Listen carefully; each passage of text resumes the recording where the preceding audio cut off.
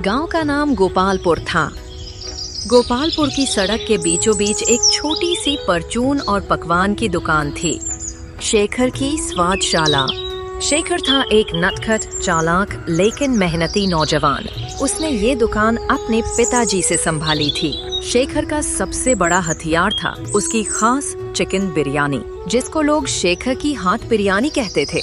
शेखर बिरयानी हाथों से बनाता, मसालों की खुशबू दूर दूर तक फैल जाती और शाम तक उसका बर्तन खाली रहता। दूसरा मुख्य किरदार था विजय, गांव का मंदमकान मगर ईमानदार मिस्त्री। विजय हर सुबह घरों के टूटी हुई चीजें ठीक करने निकल पड़ता। दोपहर में अक्सर शेखर की दुकान पर आकर बिरयानी खा लेता। विजय का स्वभाव शांत था, पर एक बात पर बहुत ध्यान देता, खाने की शुचिता और स्वाद। एक साल ऐसा आया जब अचानक मुर्गियों के दाम आसमान छूने लगे। बाजार में आपूर्ति कम थी और व्यापारी भाव ऊंचा बोलने लगे। शेखर, जो रोजाना ताजी मुर्गी लेकर बिरयानी बनाता था, वो परेशान हो गया। मुनाफा घटने का डर था। वो 2-4 बार कालू मुर्गी वाले से मोल तोल करके मुर्गियां लाया, मगर दाम फिर भी ज्यादा थे। अगले दिन शेखर ने दुकान पर बोर्ड लगा दिया, चिकन बिरयानी अब 200 रुपए प्रति किलो मिलती है, पहले 100 था।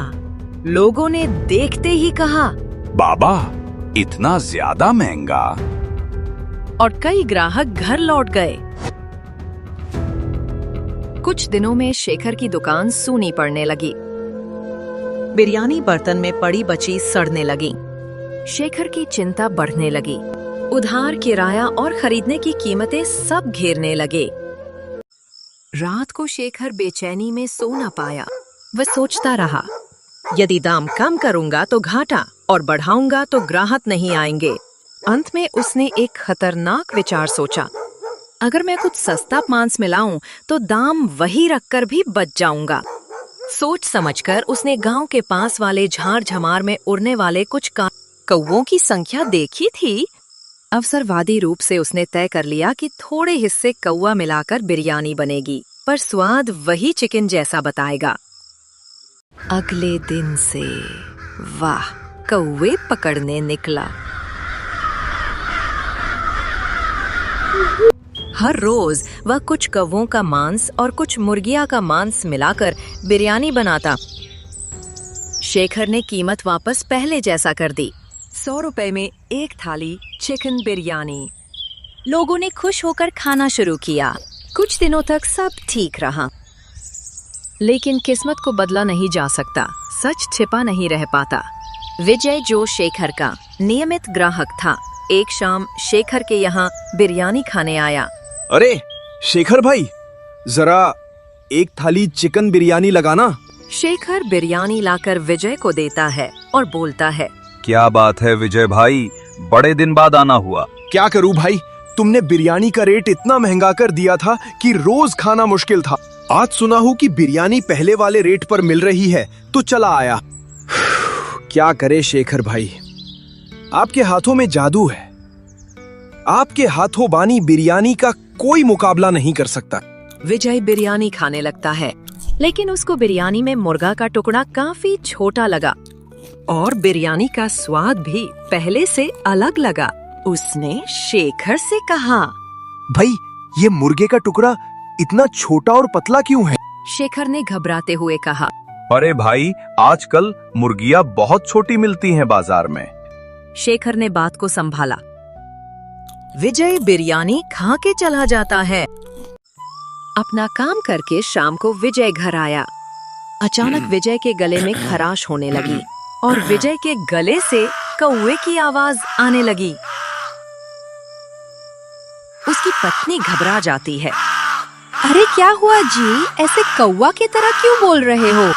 शेखर बोलता है, पता नहीं यार, जब से शेखर के यहाँ से बिरयानी खा के आया हूँ तब से गले से कौवे के जैसा आवाज आ रहा है। दिन में तो थोड़ी सी आवाज गड़बड़ थी, लेकिन अभी तो पूरा कौवे जैसे निकल रही है। दोनों घबरा जाते हैं। तभी बाहर से बहुत सारे कौवे की आवाज आने लगती है। दोनों घबरा जाते हैं। उसकी पत्नी बोली, बाहर ये कैसी आवाज आ रही है? चलो जी, बाहर चल के देखा जाए। क्या हो रहा है। दोनों बाहर की ओर जाते हैं।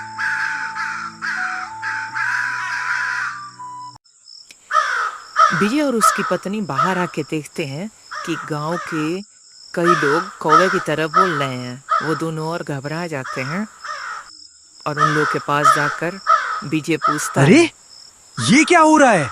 गांव के इतने सारे लोग कौवे की तरह क्यों बोल रहा है? तभी गांव का छोटा लड़का सोहन बोलता है, पता नहीं विजय चाचा, गांव के लोगों ने जब से शेखर के यहाँ से बिरयानी खाई है तब से सबका यही हाल। विजय बोलता है, ये शेखर के बच्चे ने बिरयानी में जरूर कौवे का मांस मिलाया है। तभी जिसने उसके यहाँ से बिरयानी खाई है उसके गले से कौवे की आवाज आ रही है। तभी गांव का भूखट धनिया राम बोलता है, पता नहीं विजय भाई, मैं इतना सब कुछ खा के पचा जाता हूँ, लेकिन पहली बार मेरे साथ ऐसा हुआ है कि बिरयानी तो खा लिया हूँ, लेकिन ये कौवे की आवाज मेरा पीछा नहीं छोड़ रही है। विजय बोलता है, ठीक है, हम सबको गांव के वैद्य जी के पास चलना चाहिए, वही कुछ बताएंगे। गांव के सभी लोग वैद्य जी के पास जाते हैं।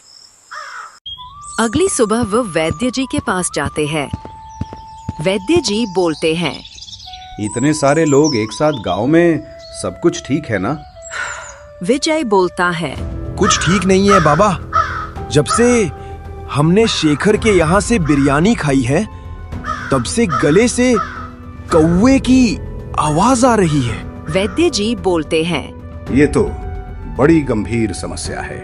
रुको, मैं अभी कुछ दवाइयां दे देता हूँ, थोड़ा आराम मिलेगा। विजय बोलता है, बाबा, इस समस्या को जड़ से खत्म करो। हम लोग बहुत परेशान हैं। बड़ी उम्मीद के साथ आपके पास आए हैं। वैद्य जी बोलते हैं, बेटा, मुझको कुछ समय चाहिए समस्या की जांच करने के लिए।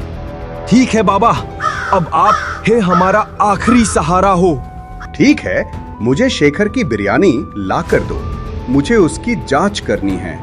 गांव का छोटा सोहन शेखर से बिरयानी लेने चला जाता है क्योंकि उसने अभी तक बिरयानी नहीं खाई।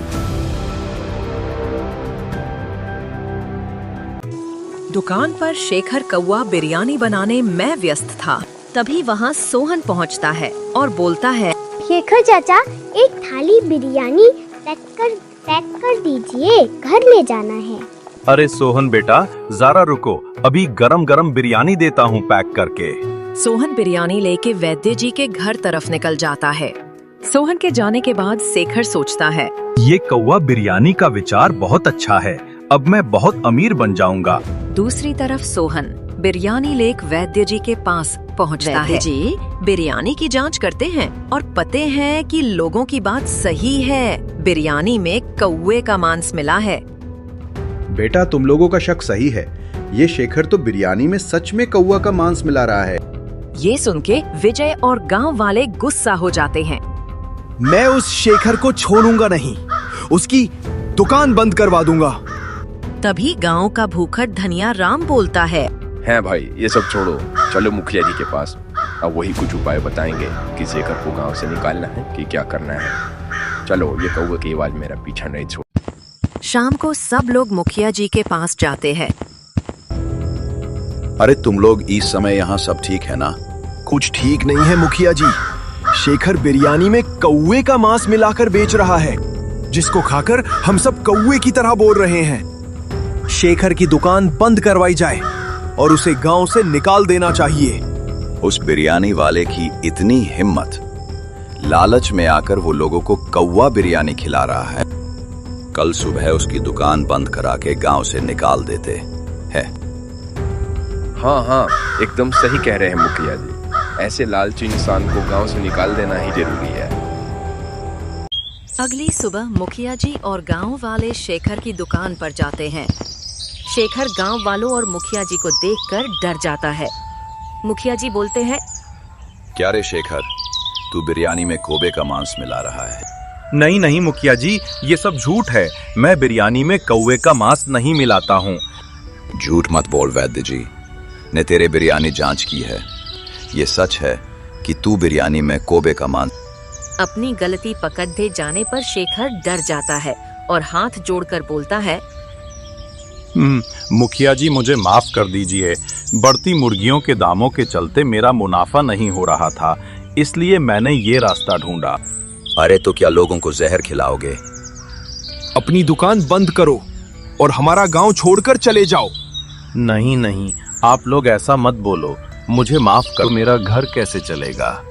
अगर तुम ये सोचते तो ऐसा करते नहीं। मुझे कुछ नहीं सुनना, तुम अपनी दुकान बंद करो शेखर और हमारा बहुत गांव रोता छोड़कर गिड़गिड़ाता चले है, जाओ। लेकिन उसकी कोई नहीं सुनता। आखिरकार शेखर गांव छोड़कर चला जाता है। गांव वालों की वैद्य जी की दवाइयों से आवाज ठीक हो जाती है, लेकिन शेखर लालच में आकर अपने पैरों पर कुल्हाड़ी मार लेता है। इस कहानी से हमें यह सीख मिलती है कि लालच बुरी बला है, हमें लालच नहीं करना चाहिए और लालच में आकर कौवा बिरयानी तो बिल्कुल नहीं बनाना चाहिए।